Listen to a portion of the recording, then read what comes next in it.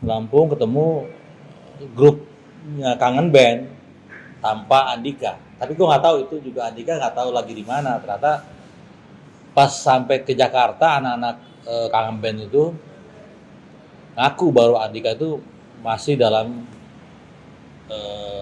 sekolah ya. Sekolah dia. Jadi santren.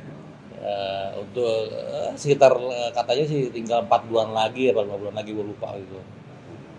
Dodi nggak ngaku, yang gitarnya nggak ngaku.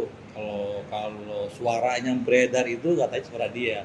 Begitu tes dia di studio, ternyata bukan. Oh, begitu Mas. Bukan suara lu nih, bukan suara lu Dot.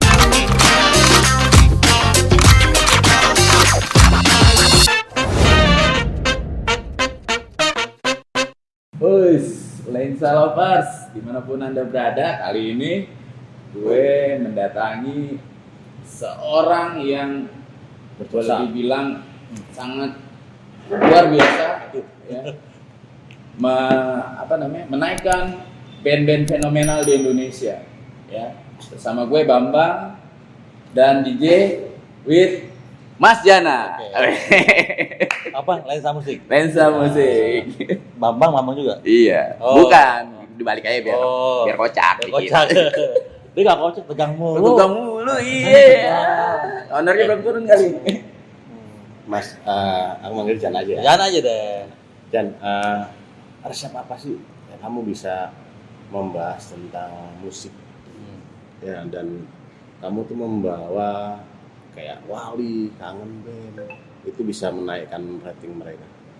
Oh, resep apa memang dari mulai perjalanan nih? Dari mulai perjalanan boleh. Oh, jalanan aja ya, karena kan itu ada kaitannya gue nih. Nah. Kenapa sampai bisa seperti itu kan ada kaitannya. Jadi kita basic lah wartawan kan, selalu dilatih kan untuk kritisi, baik itu musik, tergantung artis ya. Kalau lo kan artis tuh mengkritisi.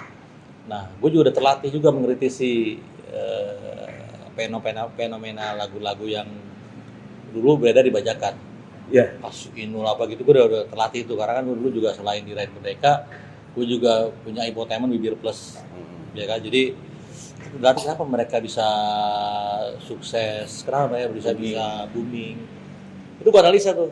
Oh, ternyata emang basicnya semua di akar rumput kan. Ya, bisa akar rumput. Yang dulu yang booming dibajakan tuh gue liat basicnya semua udah akar rumput. Nah itu begitu gue denger si Kangen Band, pas gue denger gue nggak tertarik gitu kan. Kayaknya kita harus sana deh, kemana ke Lampung. Karena kalau denger doang aja nggak begitu punya bahasa itu, nggak punya chemistry lah Mas ya. Iya, chemistry-nya atau mungkin kita nggak tahu gitu loh, tapi dasarnya udah enak nih lagu ini dengannya. Tadi kembali ke nanya resepnya kan, kita dilatih untuk sebagai wartawan dilatih untuk mengkritisi gitu aja. Kepekaan itu kan kita ada, intuisi kita udah boleh dilatih gitu. Makanya akhirnya kita berusaha untuk pergi ke Lampung untuk mengambil sesuatu band. Ya, karena gue belum tahu orangnya kayak apa, lagunya udah populer gitu kan. Lampung lah gue waktu itu, Lampung ketemu grupnya Kangen Band tanpa Andika. Tapi gue nggak tahu itu juga Andika nggak tahu lagi di mana. Ternyata pas sampai ke Jakarta anak-anak Kangen Band itu ngaku baru Andika itu masih dalam sekolah ya. Sekolah dia. Jadi santren. Untuk sekitar katanya sih tinggal 4 bulan lagi apa 5 bulan lagi, gue lupa gitu. Dodi nggak ngaku, yang gitarnya nggak ngaku. Kalau suaranya yang beredar itu katanya suara dia. Begitu tes dia di studio, ternyata bukan. Oh, begitu Mas. Bukan suara lu nih, bukan suara lu Dot. Jadi suaranya Andi, suara siapa gitu. Baru ngaku dia. Padahal tuh udah masuk label ya. Udah di label, kita udah kontrak berapa. Jadi nggak, suaranya siapa nih suaranya. Baru dia ngaku bahwa itu Andika. Nah, Andika di mana? Lagi pesantren. Waduh, kita udah kontrak, udah akhirnya oke. Sekarang kita berusaha untuk pergi ke Lampung. Udah kita apa ya? Ya mungkin kalau gue memang udah terbiasa hidup dengan teman-teman, ya artinya kita kan memang berangkat dari bawah ya. Apa iya gitu loh. Sosok vokalis itu kayak gini gitu. Iya ya bilang gitu ya. Kan sementara waktu itu apa ya? Atmosfernya ya. Itu kan beda, wangi dari kota, kan, klimis, pokoknya ganteng, ya kan? Oh iya bisa gue gitu kan ya udah. Tapi kembali lagi ke tadi ke intuisi kita, kembali ke feeling, bisa nih kayak ini, lucu, unik gitu kan? Unik bener mas, unik. Tapi gini Jan, saya herannya bukan bangganya dan istilahnya bangganya juga. Kamu mengelola band itu dan bisa sampai naik itu promosinya seperti apa? Karena kan gini, banyak dulu yang bikin wah gosip ini isi digoreng-goreng kayak zaman politik sekarang lah kayak gitu. Itu beneran kamu nggak menangani itu juga kan Titu, Wali, ya kan itu yang kamu tangan itu kok tinggi semua. Gitu. Kalau itu sih sebenarnya faktor luck. Kalau kita faktor A ya. Bukan XA ya, itu Allah ya. Allah. Jadi kenapa mereka kok sukses, mereka lagunya terkenal, bahkan teman-teman wartawan dulu almarhum Remy dan teman-teman lain juga aneh, kenapa di tangan lu kok pada sukses gitu ya? Iya. Bentar gue orang musik nih, gue bilang, gue orang musik kata, gue inget banget tuh. Lalu kan lu wartawan biasa, iya gue biasa banget gitu kan, dan bahkan gue nggak tahu, gue main gitarnya nggak bisa. Tapi gue main drum nggak bisa. Tangan dingin kamu. Ya itu faktor luck lah. Kuncinya bukan kunci itu juga salah satu faktor juga ya. Satu adalah materi lagu. Materi lagu itu yang membuat mereka terkenal. Nah sekarang balik lagi, kalau lu tahu itu bisa terkenal, itu kan ya. Ya karena tadi gue bilang kita udah terlatih intuisi kita untuk mendengarkan. Dan karena gue juga mewakili mereka dan gue bukan musisi, jadi objektif dong. Oke. Oh itu yang membuat. Iya. Kayak lu kan musisi nih, lu tahu gue main drum. Pasti lu bilang ini jelek karena kan lu musisi. Iya. Wah, ini drumnya kurang. Kalau gue mah, iya enak ya. Ya itu udah mewakili karena yang denger mereka itu semua akar rumput. Gitu. Mas. Nah, band yang Mas pegang ini kan jadi trend center pada waktu itu Melayu ya, Melayu. Itu nyangka nggak Mas sampai sebesar dan semasif itu Mas? Nggak nyangka sebenarnya nggak nyangka. Tapi gue pede udah. Nggak nyangka tapi punya keyakinan. Ini bukan besar. Nggak nyangka. Pertama dari mulai fenomena ini dulu nih, kangen band yang isi bahasa gitu ya mendunia nih. Yeah. Karena kan patokannya mendunia lah, kalau udah sampai ke Malaysia ke mendunia lah. Tes kita juga gue bawa ke Jakarta, gitu bawa launching juga. Kita pernah dipanggil sama satu media radio tampil di Depok. Itu awal-awal kita tuh udah mau rubuh itu. Yang datang gila banyak banget, buset. Antusiasnya ya. Bilang iya. Waduh, sampai diberhentiin. 2 lagu berhenti nggak jadi. Karena kan takut rubuh kan. Yang pisan udah ada ratusan. Nah itu kan gila, gitu loh. Nah maksudnya gini loh. Ya apa ya kalau tadi faktor luck tuh ya. Tapi kan ada selain faktor luck kan ada usaha-usaha yang ya teman-teman media juga akhirnya kan membantu kan. Makanya dia Bambang tahu lah kalau gue bawa aksi baru kan, Bang tolong dong Bang.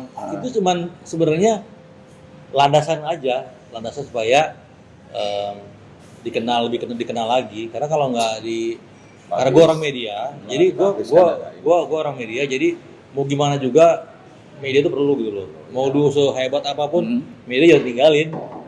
Iya, tetap bahwa media itu adalah landasan. Mau ngetop tuh di situ, ngetop tuh di situ landasannya. Setelah itu baru improvisasi dari itu. Iya, landasannya dari media. Mau mati juga dari media juga. Terus gini kan, kesusahan apa yang kamu rasakan setelah menaikkan mereka itu? Ada nggak? Ada. Kesusahan dan kerugian pasti ada. Kalau materi sih relatif ya. Susahnya tuh gimana caranya kita mempertahankan mereka tetap eksis. Nah itu tuh susah. Kalau dari awal ya gue bisa lah gitu, bisa. Tapi kalau sudah naik jatuh itu yang agak repot. Gitu ya. Iya, agak repot. Yang harus disadari oleh teman-teman lah adalah ketika mereka sudah naik menjadi artis, mereka sudah merasa bisa, nggak butuh lagi manajemen, nggak butuh lagi panggil Om Jana. Saya udah punya link, saya udah punya kenalan ini, kenalan itu. Jadi over Tanpa disadari mereka sedang menggali kuburan sendiri, pada gitu. Itu yang namanya kalau ini apa ya? Star syndrome bukan? Star syndrome. Bisa jadi gue nggak tahu bahasa sindrom apa, yang jelas bahwa sifat itu pasti ada di teman-teman artis. Mau dia artisnya apa tetap ada. Itu dulu Wali itu sampai termahal kan harganya itu Wali Kangen Band semuanya lo pegang sampai bisa nomor 1 termahal itu ya berkat kamu semua kan. Ya artinya begini, mereka tuh memang peran kita itu manajemen tuh, khususnya gue itu memang seperti produser seperti label, karena setiap lagu itu sebelum ke label itu pasti gue dulu dengerin. No, iya. Om, ini lagu tuh enak nggak? Enak. Om, lagu tuh enak nggak? Enggak. Dia nurutin tuh. Om, ini asik nggak asik? Om, kira-kira gimana? Meledak. Udah gitu aja. Udah kayak dukun. Kamu berapa ini sih nanganin tuh berapa? Kangen Band, Itu, Wali, Hello, Zivilia. Julia ya. Itu yang five Yang gedenya ya. yang besar itu. Yang lain-lainnya itu ada ya udah 2 sabun colek. Black. Itu ada ya. 2 sabun colek. Terus Medina itu yang Medina itu yang ya, orang kaya mati orang miskin. Nah, itu ya. Itu dia. Itu pernah naik juga di tangan gua. Itu label gua langsung malah. Labelnya berapa? Positive Art. Positif art. Kayak Positif art, bukan yang lain-lain. bukan Yang lain-lain. Asik. kayak 2 sabun colek Positive Art, Medina Positive Art. Ya, Sekarang itu masih ada di label? masih ada dong. Cuman kan ya zaman kayak gini kan kita juga nggak bisa jor-joran kayak dulu gitu. Dan saya pengen nanya, ada nggak ya seorang artis atau grup band yang mangkir dari Positif Art gara-gara masalah perhitungan uang? Hampir semua media dan label itu pasti ngalamin kayak gitu ya. Artinya gini, tadi yang gue bilang bahwa teman-teman artis itu kadang-kadang suka lupa dengan apa ya, jarang sekali gitu ya, mungkin dibanding 100 sampai 1000 juga hanya 1 1000 aja yang ada gitu, yang mereka sadar bahwa uang tidak akan segala-galanya gitu loh, bukan uang segala-galanya. Satu orang aja mungkin, satu band aja mungkin yang seperti itu, karena lagi-lagi kebanyakan tragis ya antara label atau manajemen, pasti tragisnya adalah masalah uang gitu ya. Masalah uang, saya nggak tahu apakah labelnya atau manajemennya yang nakal atau artisnya yang nakal, saya nggak tahu itu, atau tapi yang jelas bahwa mereka biasanya ingin ketika sukses itu, ketika dia berhasil sukses itu, mereka pengen bahwa ya gue sekarang udah sukses loh gitu loh, dan gue juga harus bisa gitu loh, dan gue juga pengen seperti ya gue pengen punya ini punya itu. Nah ketika dihitung-hitung ternyata gue kok sekian ya, lu kok sekian, kok lu lu nggak ngapain lu gede, atau gue nggak ngapain tuh lu dapat segini, kok gue segini, akhirnya itu yang jadi masalah gitu loh. Itu nama-nama itu dari Kangen Band. Kalau Kangen Band emang dari dulu ya namanya itu. Wali itu kamu yang bikin namanya. Jadi gini, Kangen Band juga sebenarnya juga sempat dibuang, mereka kan dibuang, terus kita ambil lagi, saya ambil lagi, itu kita kasih lagi ya nama kan? itu. Iya. Enggak, maksud saya itu yang memberi nama Titu, nama Wali itu Sama bandnya. nama bandnya. Kalau Kangen Band oke lah, itu Kangen mereka ya, tapi kalau Titu gue ngasih nama. Terus kalau Wali apalagi, dulu Wali namanya Piera Viera. Biar ya. Panta Piera. Oke. Nah, terus gue kasih nama Wali. Oh. Itu pertimbangannya apa kalau nama? Nah. Dan itu maksudnya gini, nama itu kan membuat orang tuh apa melekat di sini dan itu faktor pertimbangan juga.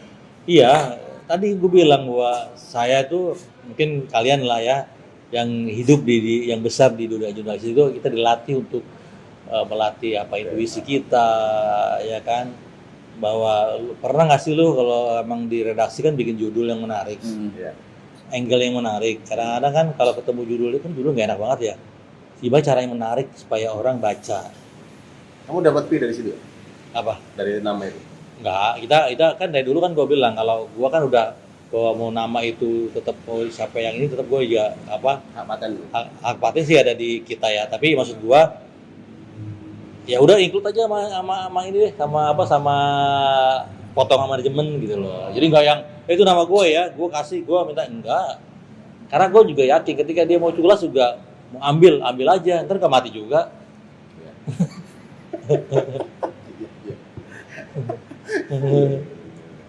Kamu mengatasin semua itu kan nggak cuma kamu sendiri. Iya. Itu pasti ada Tim. lah. Tim kamu berapa? Iya banyak. Cuman kalau yang namanya feeling dan intuisi itu nggak bisa diwakilin. Harus dari Mas sendiri ya. Iya. Jadi mau siapapun mereka yang sudah punya feeling yang terlatih feelingnya, intuisi terlatih tidak akan bisa diwakili atau terwakili siapapun.